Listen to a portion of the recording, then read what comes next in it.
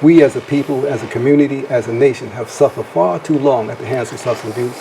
And if we do not take this matter into our hands and do something about it, that problem is on us. And that's what this program is about. I'm Dr. Bynum, and this is Open Eyes, where we bring to our community some of the best evidence-based practice with the living Word of God. And today, I want to welcome my guest. You can take a moment to introduce yourself. Okay. Minister James Jackson from the Union Grove Missionary Baptist Church here in the Bronx, where I pastor the Reverend Frederick Crawford. Amen. Welcome. Hi, I'm Hala Mae Brevard. I'm a Director of Resident Services in a nursing home, and I'm a licensed master social worker. Okay.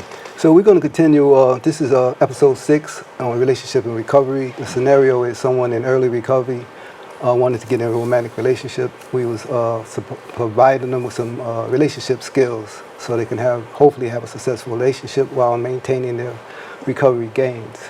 We had stopped in the last show about how to release negative thinking, and one of the things that we had said is release the need to keep score. And then we was talking about how people get caught in the going back and forth. Whenever I do groups, clinical work with groups, I ask the clients to, you say left, you say right, and leave it like that. Because if we keep going like that, it's going to create that friction. And then from that friction, the fire is going to break out. So, and we don't have to agree, as we said in the last episode. Okay? So we're going to go on, and another skill set, relationship skill, is knowing the signs of a bad relationship. That's a very important relationship skill. And what are some signs of a bad relationship? Anyone? A lot of tension. Amen. A whole lot of tension. More tension than love. Amen. More tension than intimacy. More tension than understanding. Abuse. Verbally. Physically. Emotionally. Psychologically. Yes. And I'm glad you said that word abuse. Not to cut you off, James, but a friend of mine, I don't even want to mention that, but some people don't realize that verbal abuse is abuse. It's just almost as harmful as putting your hands on someone. Okay, I just want to leave it right there. You was going to say something, James, about? Well, whenever I catch myself doing stuff that I used to do, you know what I mean? Which is like bringing up old stuff and judging new stuff by that, you know what I mean? And I found myself, well, such and such didn't do that, you know what I mean? Like, you know, rather than really opening up for something new, you know what I mean? And I agree with the things that you said, you know what I mean? But I looked at how I kind of like threw some trouble into my relationship, you know, and I identified it by my old lifestyle. You know what I mean? And figured out that it wasn't going to work. Right. You know, along with the keeping the store, having it my way, or knowing better. You know what I mean? Not looking at new ways of things getting done. You know, so I guess about most I want to add to that. Yeah. I'll add on to that. Some signs of a bad relationship might be your mate say they love you, but the actions speak otherwise. That's basically what you were saying. Your mate might mirror your old destructive ways. So why would you want to get in a relationship with your old self? Right. You know? Yeah. And your mate or yourself intentionally say things or do things intentionally to hurt. That is like crazy by itself. Yeah. I think that point of that honesty is what I was trying to get to. That, you know, I mean, you know, everything is just the way you want it, but you know, you're bringing up that old stuff, you know what I mean? And you have to really, really know and have made that quality decision that, no, I'm not going that way, you know? And, it's, is something that you have to be able to identify it and then be honest enough to step away. You know what I mean? I don't want to get like, oh, so I just need to be with you, so I'll take that. Because that's where I was Right. at before. You know what I mean? I'll take that. You know what I mean? No, I don't have to take that. Amen. I got to the point. I says, you know what? I remember a time when I lived out of a shopping bag. I says, you know what? I'll do it again rather than go back to the old stuff. That's right. So, you know, it became important that I just be honest with myself and not fear my future. You know what I mean? I know that God's got my future, that He will work this out. So, no, Yes. I'm not going to stay with this. I'm going to be honest. You Amen. know what I mean? No, that's frightening me. Right. You know what I mean? I'm not going to bend down to it because I've been down to so much stuff that, you know, that's like a trigger for me. No, I'm not, you know. Amen. Amen. So, and I'm glad now after all these years, I do not have the same thought, well, I can always just pack my clean clothes in this bag and dirty clothes went into this bag. I can survive is what I'm saying. Yes. I don't want to need nobody to that degree that I will accept stuff that's not. And we kind of know. You mentioned all the lack of love, the tension, the frustration, the arguing, you know what I mean? And some of those things can be worked through, but you have to identify them as problems so that you can work through them. Right. That's right. You have to be mindful and Yeah. conscious of your emotions, of what's going, how you feeling, and you know, not cop from it, not run from it. Another bad sign of a relation, that the relationship, you're in a bad relationship. It might be that your family's not happy with the relationship. Okay, and why can they see something that you don't see in that situation? Because they're looking from a certain perspective. They're looking that they want the best for you. Right. That's how they're looking. Right. And what they see they may believe it's not the best for you. However, when you're in a relationship with someone and you're behind closed doors and you're developing intimacy with this person, you know yourself what's best for you. Yeah. But family members may think not good enough. Okay. Yeah. But they might. Okay.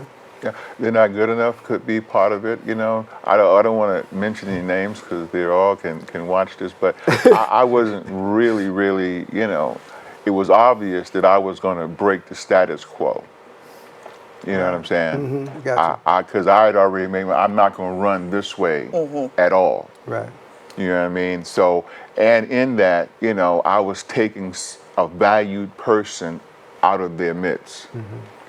And none of them liked it. They treated me really nice, but none of them liked it. You know what I mean? I didn't play none of the games that they were used to playing. You know what I'm saying? I came with my own set of rules. You know what I mean? And because I'm a spirit child now, I'm not operating. I could see stuff. I said, no, I'm choosing. I'm not playing that. Amen. You know what I mean? No, I can make. See, I came from play. I could use dollars to make stuff happen. I knew how to do that, and I was deadly at it. You understand? And there are people who wanted me to play that. You know what I mean? I said, no, I'm not playing that. Right. This is mine. I'm taking it. Right. You know, and a lot of folks had to come and re-meet their family member on new terms. You know, but you need to be really clear. Some folks are doing it out of love because they knew you, and they don't know that they haven't come to trust you and can depend on you to take care of that person. And I understand that. And at some levels, there were people say, well, I know who you were. I don't know if you're going to do this right. Are you going to treat this person right? You know what I mean? And I had to build trust with them. Right. So there was some that I had to build trust. And that trust, when I say build it, I had to accept them not trusting me when I thought they should have, and not react in a way, but realize that being how I lived, that they had the right not to trust me. And I was the one that had to wait on them learning to trust me, you know. Okay. So that on one half, there were those I just had to say, I'm dropping you like a hot potato. There was another portion that said, I said, well, okay, I know I owe you that. Right. I wrecked my own reputation. I'm not gonna deny you. You should watch out for me. I understand that. You know what I mean? Now, in time, if I'm true to myself, you'll see that I'm true. You know, so it was a dual fashion on the family thing. You know what I mean? Some didn't want me to take her out because that was their source for, you know, the Lord had saved her and prepped her up for me. Right. So she had became a vital part, but they weren't using it well. Right. You understand? Then there was another part that really was concerned about her and wanted the absolute best for her. Okay. You know what I mean? Right. And so it was interesting. You know, we won, her and I. Amen. The Lord won. He won. The Lord, He amen, won. amen. The He Lord, won. That's right. the Lord won. You know, he was victorious. All right. On that note, we're going to take a break, and we'll be right back. Please stay with us. Boom. Oh, Vanessa. You gonna text her back?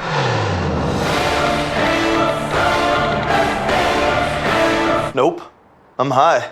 I'm gonna hit the treadmill. You're already making good decisions when you're high. We need to go meet the guys. I'm lit. Can you drive? Nope. I'm high. How about they come over? Where? Don't make an exception when it comes to driving. If you feel different, you drive different. I try to keep up with what these young people is doing and knowing. I was at work and I just got a text from a number that I didn't know. I sent him a text. He texts me back and say, "Who dis?" And I just thought that was the funniest thing. The next few weeks, she just made fun of me, like would answer the door and say, "Who dis?" Who dis? Drop off a warm meal and get more than you expect. Volunteer at americaletsdolunch.org. America, let's do lunch.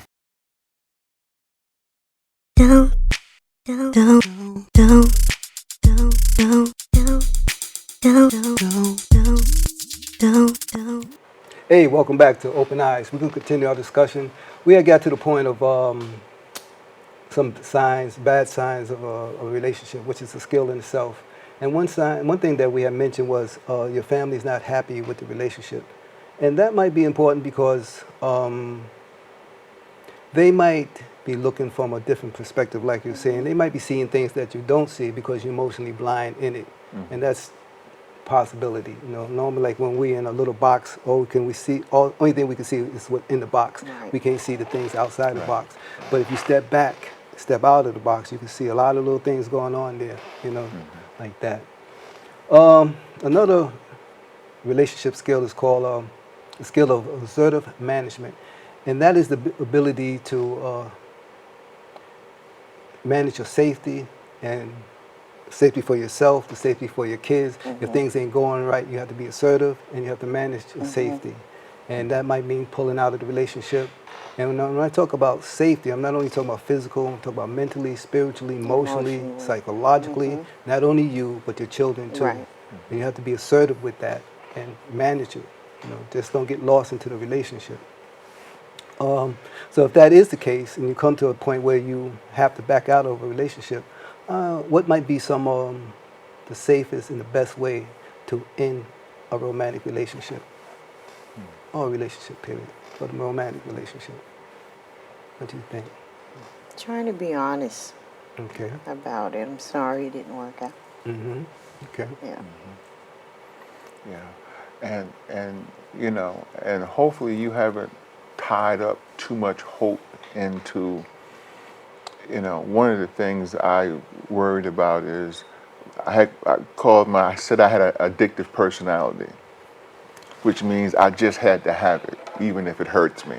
You know what I mean? So I found that it was important that I didn't create my relationships like a drug addiction, like I just had to have it, you know.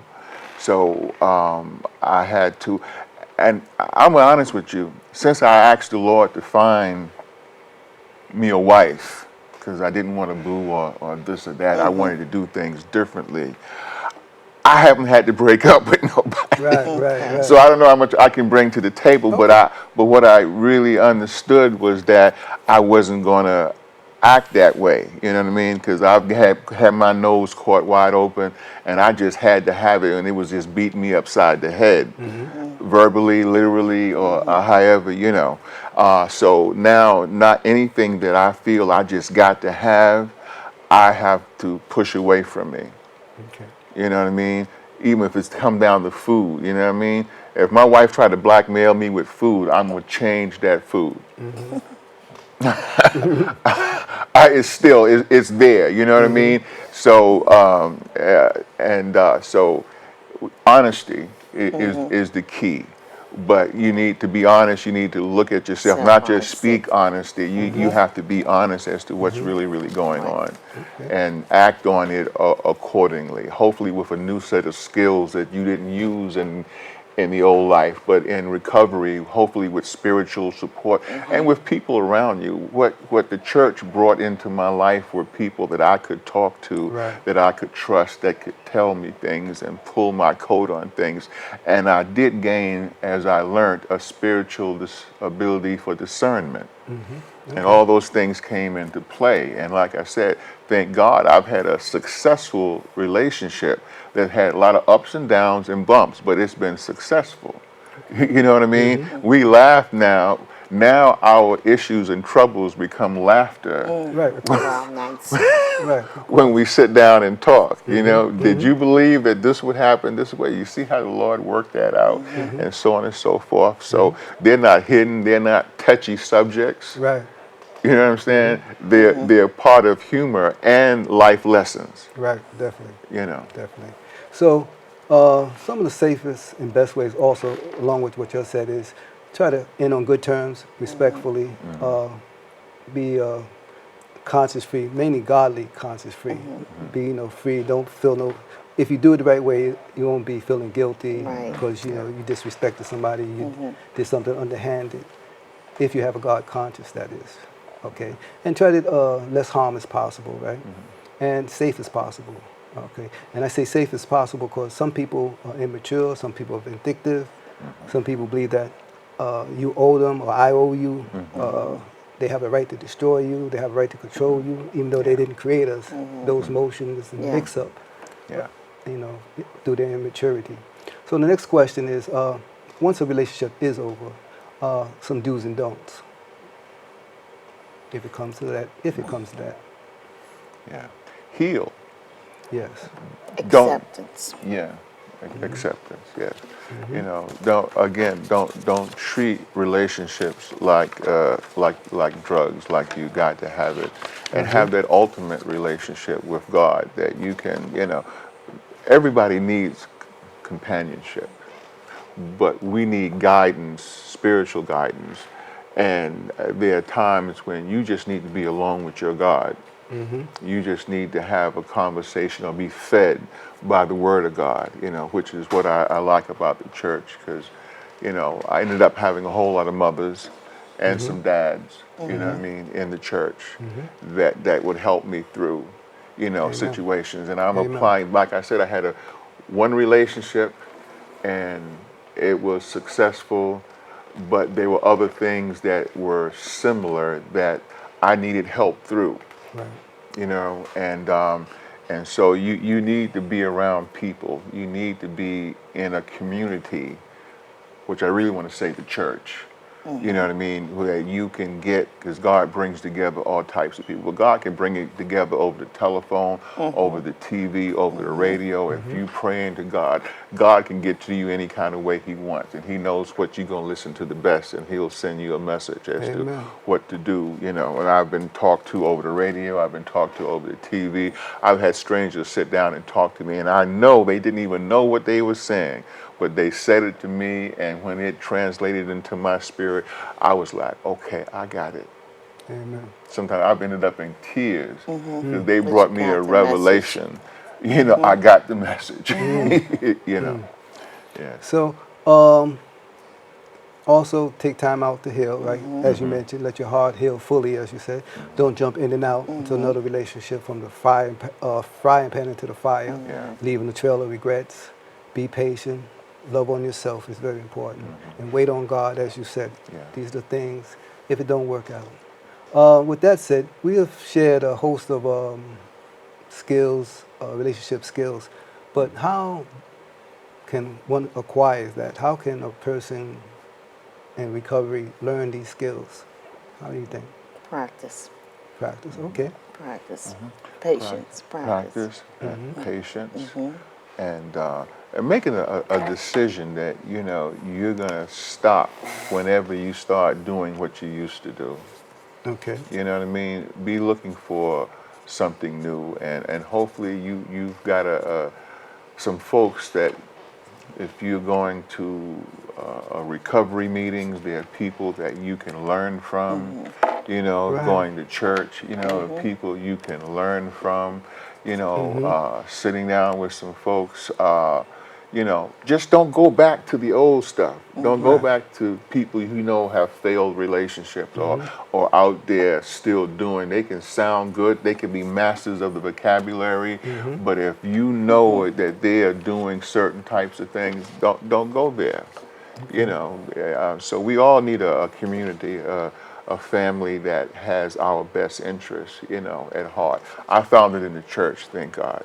And the church is so expansive and so diverse that everything I've ever needed has, not always when I want it. We have a saying that God doesn't always come when you want him, but he's always on time. Amen. You know what I mean? And that's brought me to a level of always waiting because he always has something planned. And like you said, he'll just make things Make show the up. situation happen. But you can jump out of his time, what I mean, by rushing, so. You mentioned practice. So practice also is a way to build a memory muscle. You see athletes do it, musicians do it. Everybody does it. You do practice and you practice and practice. So that's one way. Also, you can watch our show, right? Absolutely. Open eye. Yes, you get some tips and sit down with somebody. Actually, sit down and discuss it. Well, what do you think about this? They said that. You could disagree, or you might even have your own ideas. Do a little research on some of these topics. But these are very important tips on relationships. So this pretty much brings this scenario to an end about someone in a romantic relationship wanting to get in someone in early recovery wanting to get into romantic relationships. The next scenario we're going to look at is somebody who wants to rebuild relationships. Somebody in recovery want to build different relationships. But I want to end on this little note. The better, talking about recovery, the better your recovery are, the more you're going to have to offer somebody. So you can slow down. As your recovery level improves, the quality of people you're going to meet is going to improve too. And whatever you do or don't do in all your relationships, let God follow God. Yes. Put God in the equation, right? And be spiritually led, as James is always saying. Okay, so we're going to start the next scenario. Somebody wishing to rebuild the relationships. And the primary relationships we're going to look at is rebuilding a relationship with God, building a relationship with God, and then rebuilding the relationship with yourself and then others. And the others will be your spouse, your parents, your children, your friends, okay? So I'm suggesting, why would it be a good idea to start with God first, rebuild that relationship, and then self before you start trying to rebuild relationships with other people? Why God first? God is first in everything. Okay. Everything. When you build a relationship with God first, he has your life in his hands. Yes. Yeah, well, he's our maker, so he knows all about us, and you need to go to the master builder for instructions on how he designed us to operate. Right. So, like you said, you go to God first, and then learn who it is he expects us to be, which sometimes can be different, Totally. far more than what we expect. Amen. So we go there, we go to God, and then God is all about our uniqueness. He's not a clone maker at all. So he has a unique design for all of us, and we all need to come to value who God has made us to be. Because sometimes we clone ourselves after other people. Right. You know, and it's good sometimes to walk in other people's shoes until you get your footing, but that's not the plan of God. The plan of God is for you to be that unique individual, and He can really, really help you do that more than someone who really loves you sometimes, because they can't see the vision of God in your life. Right. You know, they can help you. Now, there are people, I've met them, and the Lord has put them out here. They can help put you on course. Like you gave the story, you saw that he needed to be where other people didn't want him, and God used you to put him on course, and vice versa. So He uses us, Yes. but the use of us is designed by Him. It's not Right, our not us. initiative, you know. So So the next question is, so a person in recovery, what might be some of the initial steps to rebuild or build a relationship with God? What is the basic steps, the initial steps in building a relationship with God? I think God forms a relationship with you first. We seek Him, and He comes. You know, it says, "Seek me, and you'll find me." Okay. He forms a relationship with you, and through that relationship well, my experience, through the relationship that He formed with me, showed me a lot about me. Showed me a lot about the love of Jesus Christ. I'm ever so grateful. Ever so grateful. So, James. yeah, you know, one day there was an argument, and it was about love, you know, and I had to realize that God loved me first, you know, and because of that, He loved me in my sin. He loved me in all that craziness, you know what I mean? So when I went to Him, He had a plan for me. He didn't even, I had to forgive myself. I was carrying the heaviest burden, because through His Son, Jesus, who had took care of all of that, you understand, all I needed to do was identify Him as God and say, yes, I accept what you've done for me. You know, so it becomes critical that we learn the love that only God has. You know what I mean? I thought I loved my mother until I met Jesus. Amen. I'm going to have to, believe it or not, the show is about to come to an end. This is when we're having fun, this is what happens. I want to thank both of y'all for joining us. I hope you come back for the next show. I hope that God continues to bless both of you.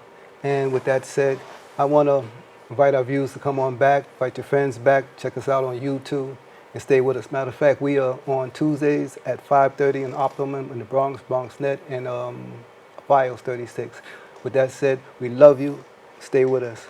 Open eyes.